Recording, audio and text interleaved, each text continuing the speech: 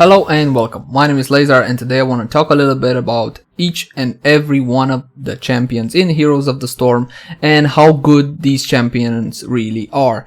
Why am I doing this? I see a lot of new players through the Founders Pack, that came into the beta through the Founders Pack wanting to know this information. Hey, what should I buy? Is this good? Can I play him in ranked? And so on and so forth. Alright, so a little bit of info about me before it, so you know what person is actually talking, if I know or I don't know what I'm talking about. These are my ranked stats currently. Alright, I got rank 7 right now, 71 wins, 54 losses, nothing too great, nothing too bad, normal I guess.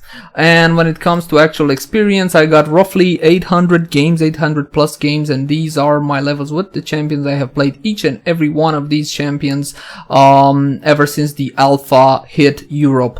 I had 10 to 10, but then the big reset of the alpha came and it got knocked down and I don't play him anymore. And Marquez, I think I had them to 5 or 6. Alright, so enough about me. Let's jump into the shop and start talking about the actual champions. Alright, so from price ascending, let's go through them. ATC. ATC is a warrior, a tank, right? Right now ATC is a lot of fun to play, okay? And he's got this cool metal theme to him. He's got a stun, okay? He's not got a knockback. Good sustain through his guitar solo, okay? A great AoE stun. Mosh pit, very good, and can have decent mobility through stage dive. However, right now when it comes to warrior, there are better viable options for rank, but he is definitely fun. Alright, I will say that he is fun. So if you want to have fun in normal, in quick match, definitely look at ATC. Muradin. Muradin, again, a warrior, a tank, has a stun, okay, which can be amplified quite nicely through talents, has a AoE that slows and damages enemies, and he's got a jump, okay, out of this, which can get him into position or out of position, depending on what you want to do, a displacement through Haymaker, and an avatar, which basically buffs his stats.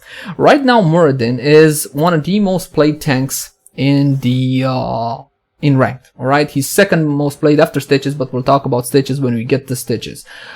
He's highly recommended. He's very cheap, 2000 gold. He's relatively easy to play and his skill set is pretty good. I would definitely recommend you having Muradin as one of your tanks for ranked. When it comes to fun, for me, not really. It's kind of lame, but hey, that's just my feelings on it. Right, next we got Vala the Demon Hunter. Alright, Vala. She is very played right now. Alright, Vala is the most played range assassin in ranked right now. She is pretty straightforward, easy to master, does decent damage to high damage, very good damage from Vala and from my point of view. But again, for me, she's not all that fun. Alright, if you're just interested in effectiveness, definitely take a look at Vala. Only 2000 gold, definitely have her for your ranged assassins in ranked. Keep on going. Jimmy Raynor. Now, Jimmy Raynor is an introductory hero, alright? If you went in for the Founders Pack, you already got Jimmy Raynor. Is he viable in ranked? Yes. Yes, but there are other better options, and we'll talk each and every one of them. Vala being one of them. He can buff his team through his Inspire, alright? He does have a knockback, which does help with cancelling ults and such things. And this is sustained from Adrenaline Rush. Can do a little bit of siege damage through Hyperion or focus damage for Raynor's Raiders. Not bad. Not bad, but there are better options. Keep him in mind though, he's only 2000 gold. Malfurion, a support. Now, what can Malfurion do really good? Heal. And that's about it, from my point of view. Malfurion heals and gives mana, which is a big deal in Heroes of the Storm, because he's one of two champions that can give mana, but Malfurion is the only one that can give mana straight off the bat from level 1 through Innervate. Alright, he does have a root, he can be built to do a lot of damage with Moonfire. He can have a stun, but most players, silence, excuse me.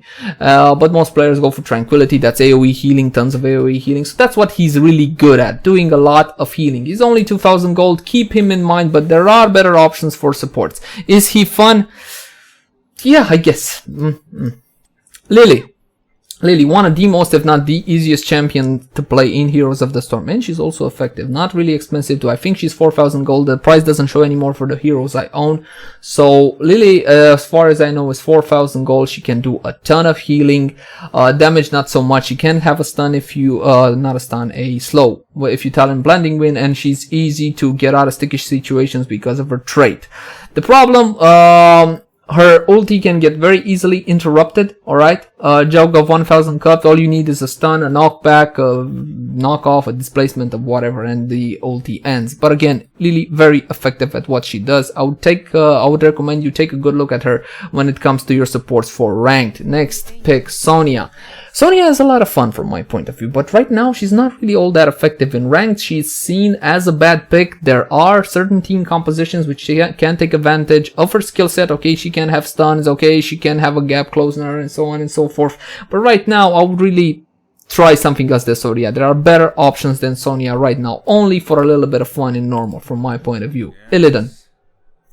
Illidan, a very hard to play hero from my experience with him. Alright, I did have him to level 10 in the alpha before the reset. He is very effective. He can be very effective at what he does, but he's hard to master. Again, he has a stun, he has a lot of mobility moves, okay? He has decent sustain through the auto attacks, and he can even trick opponents, turret dive opponents because of his evasion. He's good, he's pretty good, but again, hard to master. There are easier champions you can play, so just leave Illidan till you have a couple of 100 games under your belt, then try Illidan. Next, Tychus. Now, Tychus is the second most played ranged assassin in ranked right now. Why is that? Cheap, 4,000 gold, easy to play. You see, I don't own him because I don't find him particularly fun. He has a focused ability, a lot of damage and a little bit of splash. Frag grenade, which most players get it for finishing opponents, or for the knockback, which can cancel ults and so on and so forth. Run and gun, which is a dash.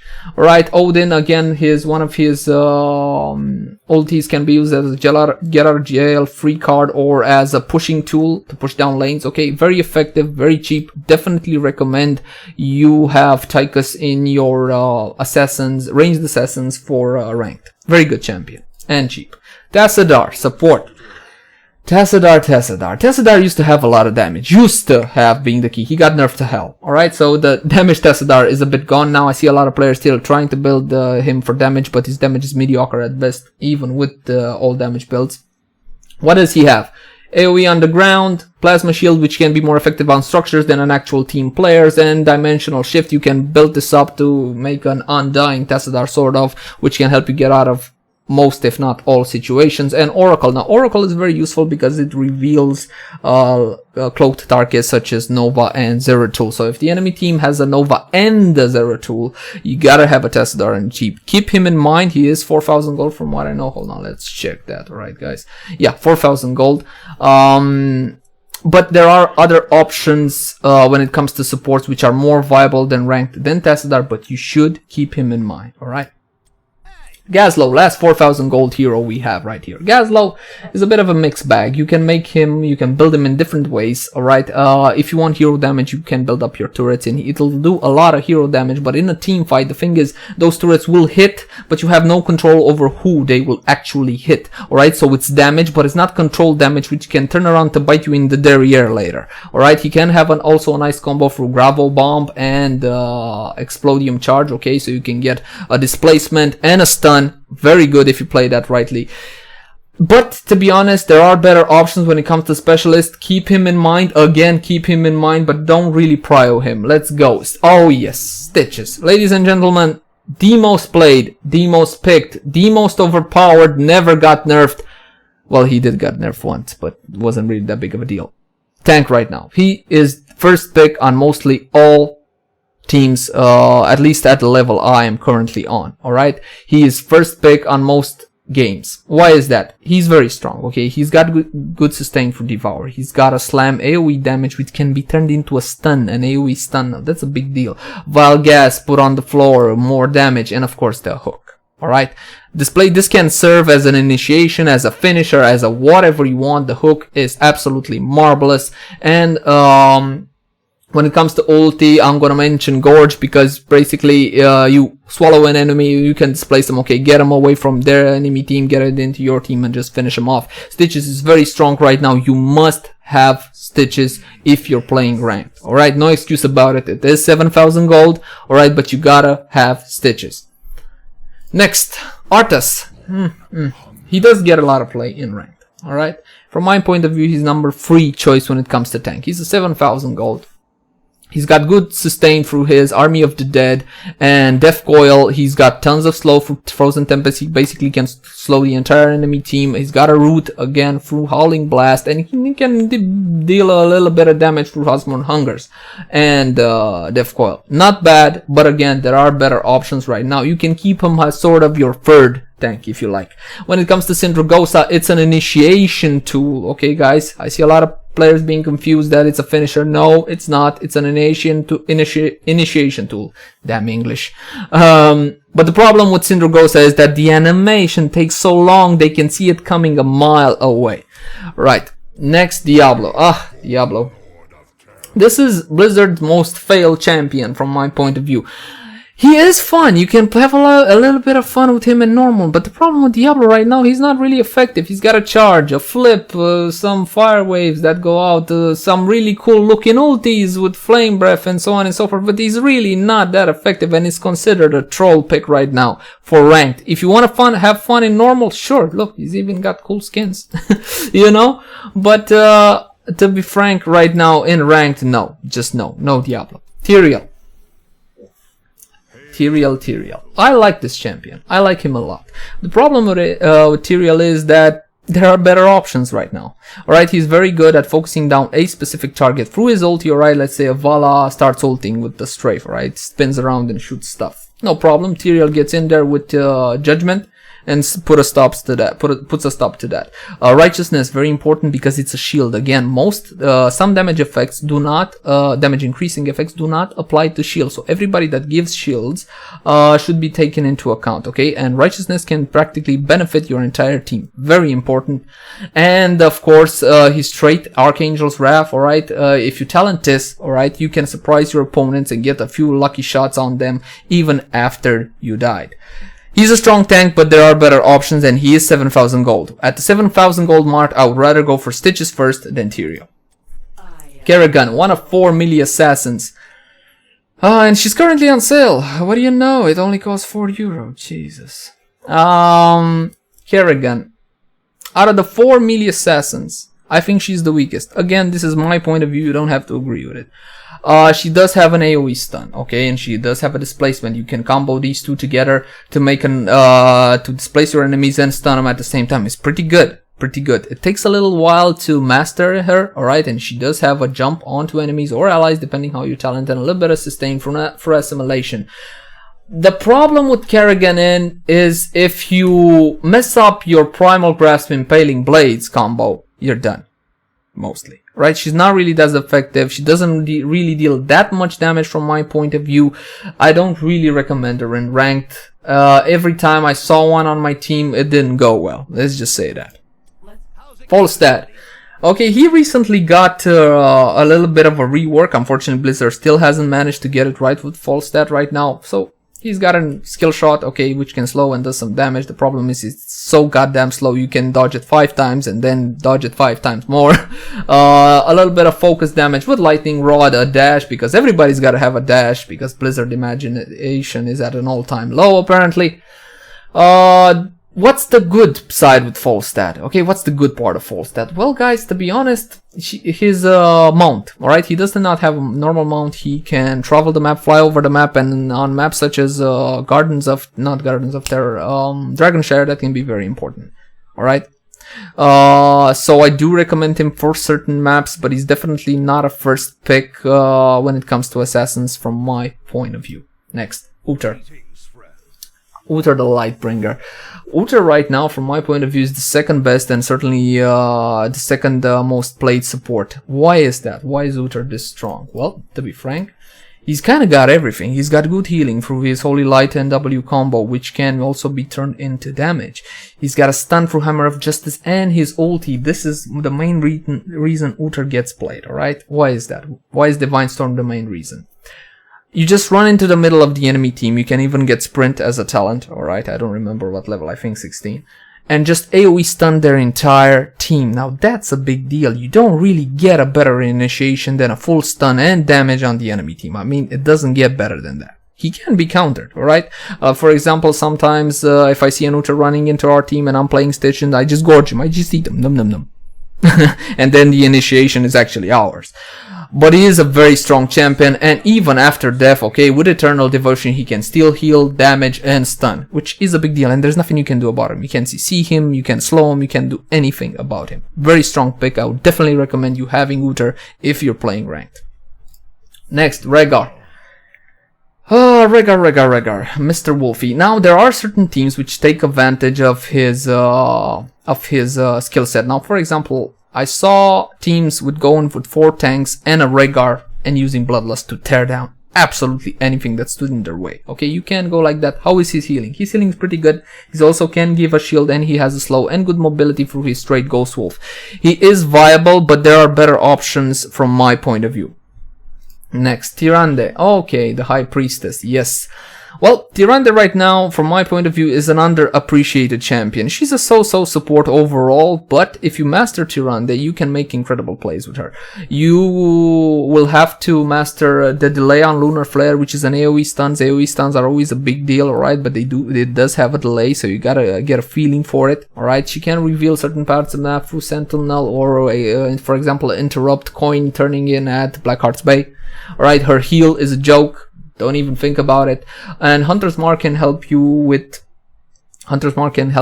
focusing down a specific target. Her ulti, Shadow Stalk can be used in a bit of a team composition when you get everybody cloaked and you have awesome engages and so on and so forth. It can be good. It can be good. But to be honest, there are better options, especially for new players. I wouldn't exactly recommend Tyrande. I do not understand why is she included in the Founders Pack. No, just there are better options than Tyrande. Leave her for later. Again, get a couple of 100 games under your belt and then take a look at Tyrande. Sergeant Hammer, Specialist. I haven't really gotten a lot of specialists in that. Now, Sergeant Hammer, what does he have that's good? A lot of lane pushing power, okay? Just lane pushing power. If you get a Sergeant Hammer properly supported, he can push all the way to the core, no problem. He does have good hero damage, alright? He does have a decent escape through his thrusters, alright? But the problem with Sergeant Hammer, after those thrusters are done, you're done. Alright? There's no escaping after that. Very strong pick from my point of view. Keep an eye on Sergeant Hammer. Consider him for your setup, but there are better options. Speaking of better options, from my point of view, Zagara is stronger. Why is Zagara stronger? She does have higher hero damage and can have higher hero damage than Sergeant Hammer. When it comes to ult, she's got an amazing ult for Devouring Maw. If you time it this perfectly, you can get practically the entire enemy team out of the fight. Well, obviously you don't want to do that. You want to get some of the enemy team out of the fight and you can focus down the rest. She does have very good pushing power. She can have high mobility through Creep Tumor and Nidus Network. Alright, very strong pick, Zagara. Definitely recommend you have her for rank. She is a 7,000 gold champion, if I'm not mistaken. Hold on. Yeah, she's the last 7,000 gold champion. So between these two, obviously it depends on your playstyle, but I would go for Zagara any day. Anubarak, the first 10,000 gold champion and a very underappreciated champion at that. I like him. Alright, I like him a lot. I liked him ever since he came out. He's got double knockups through Impale and Borrow Charge, and you can use this in a combo to double knock up the same targets twice, which is a big deal. Shield and good sustain for Locust Swarm and Scarab Host and Web Blast. Web Blast is a bit of a mixed bag because I don't really take Web Blast unless I really have a specific player I want to get rid of in a fight. Like, for example, every time a fight starts, an Uther charges into your team and AoE stuns and there's nothing you can do about it. Web Blast will take care of him. Alright. Do I recommend him for ranked? Only as a backup, to be honest. Right? There are just better options. When Stitches gets nerfed, we'll see how things will look. But for right now, he is benched. Chen. Chen. When Chen came out, he was very strong. Why was Chen very strong? Well, to be honest, because of his ult. Because of Wandering Keg. Alright, but when they removed the shield from Wandering Keg, he became meh at best, and right now is considered a troll pick in rank. Is he fun? Tons of fun. Tons of fun. Tons of fun for normal. If you want to go have a little bit of fun of normal, definitely go for Chen. You'll enjoy him. But when it comes to viability for ranked, not really. Nope, stay away from him. Next, Nova. Speaking of champions that were strong and now are not. Nova was a very strong champion, but a lot of players did not know what to do about Nova. Tons of QQ on forums. Blizzard eventually nerfed Nova down. She can focus down squish, is really good. Alright, squishy like Volstad or Vala, alright? If she gets her combo right, she can just annihilate enemy squishes. The problem with Nova is once she gets caught, she's done for. Okay, she's done. Nothing you can do about it. There's no escaping a decent player, alright? I'm not talking about beginners. Is she fun? Tons of fun. Alright, there's tons of fun running around the map cloak and scoping out low HP squishies. Alright, but in ranked I don't really recommend her because if players spot you, alright, it is easy to spot a cloaker from my point of view, alright, you see that little thing on the map, alright, if you're paying attention. If you're spotted and caught, you're gone, alright, and after you do your combo, which is not enough to one-shot a full HP target, alright, you're done, you're dead, nothing you can do. So no, I don't really recommend her for ranked. Next, Zeratul, the other cloaker. We have two cloakers, just Nova and Zeratul. Now, Zeratul can be a very strong pick, but it can go very horrible really quickly. Now, why do players go for Zeratul? The main reason to go for Zeratul is Void Prison. Now, Void Prison can be used to lock down specific enemy champions, enemy creeps, even buildings, everything. Okay, everything in Void Prison gets locked down. Alright, you can steal creep camps very easily like this. Okay, the enemy team work hard to get a golem, you just put Void Prism in there, you blink in, you get it, and then you run. Goodbye, boys, thank you very much for the golem. You can do that, but it can also go very horribly for you if you're not careful. He does have an escape through blink, so he's not like Nova. He can be more effective than her, and his combo of double singularity spikes cleave can one-shot a Vala. Alright, no joke, from full HP to 0, double singularity spikes, 1Q if built correctly, and it's over. And you just do that, blink out, and she will die. It's as simple as that. Do I recommend him? You have him for your picks in ranked if you got a lot of gold or a lot of money to spend. Yeah, but there are other viable options which are cheaper than Zeratul. 10,000 gold he is, alright? So yeah. Jaina. A lot of hype for Jaina. A lot of hype for nothing from my point of view. Some players really like Jaina. I don't. Alright, this is again my view on things. You're on my video, on my channel, and I don't like Jaina. Why don't I like Jaina? Does she have high damage? Yeah, yeah, she's got pretty good damage. Alright, she's got even CC, she's got tons of slow, doesn't she? Yep, yes she does, but she's so damn squishy. With no escape whatsoever. She's Nova squishy with no cloak. Horrible, you know? All the enemy team needs is one player to focus her down. One tank, or an Illidan, for example. Ult her with Haunt. And it's over. She's just too squishy from my point of view. She needs a little bit of a buff. She can be a pain, and her Ring of Frost ulti in team fights can be deadly. Alright? Can practically turn the tide of the battle in your favor. Do I recommend her? No. No, I don't. Next, Thrall. From my point of view, this is the most powerful melee assassin right now. Does that mean he's got the highest damage? No. Not necessarily, not really. What does Thrall have? Thrall has amazing sustain. Alright, you can build Thrall to have amazing sustain. He also has Sundering, which can be used as an exceptional engage. Alright, this is an initiation tool, Sundering, from my point of view. Okay, don't use this as a finisher unless you see a kill you can get for free or something. Alright, this is an initiation tool. Enemy team has a lot of range or low range, no problem. Earthquake takes care of that. Alright. How do you lock down a Thrall? And this is his main con, stuns. Okay, an Uther can perfectly lock down a Thrall because if Thrall can't fight, he can't heal. If he can't heal, he's dead. That's what he's got strong. Strong sustain and initiation. Very good champion. Definitely recommend him for rank. Definitely recommend you have him for rank. He is 10,000 gold, but he is worth it. Next champion, Brightwing. Brightwing. Brightwing right now is considered the most efficient support, right? And he is definitely the most played, or one of the most played. What does Brightwing have that is so good? Tons of heal.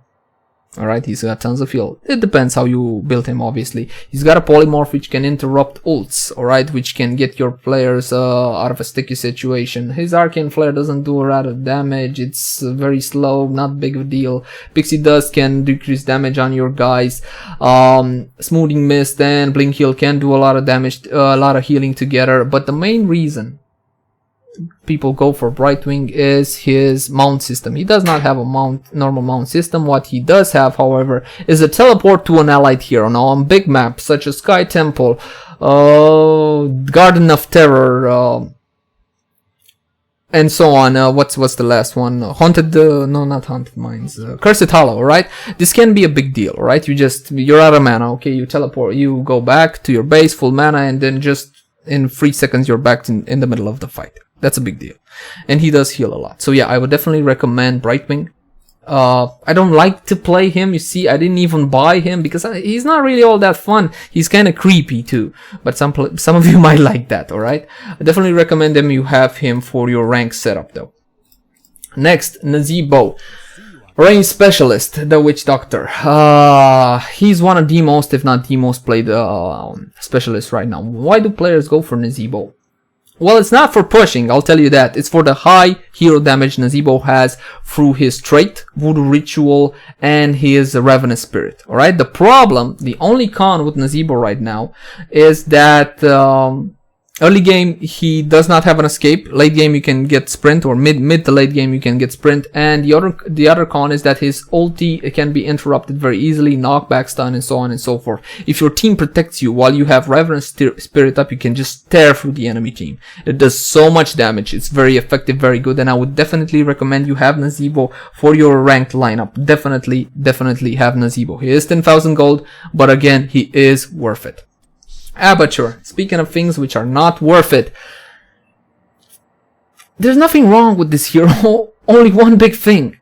You're effectively leaving your team in a 4v5. Now, whoa, yes, I know what you're gonna say. Oh, wait, his ulti, he can clone it. Yeah, but since the nerf, when you can't use ultis anymore, and the delay, maybe you have it on cooldown, maybe you don't when the team fight starts, and you gotta clone and wait for the clone to pop up. Most of the team fights I'm in are over in like 5 seconds.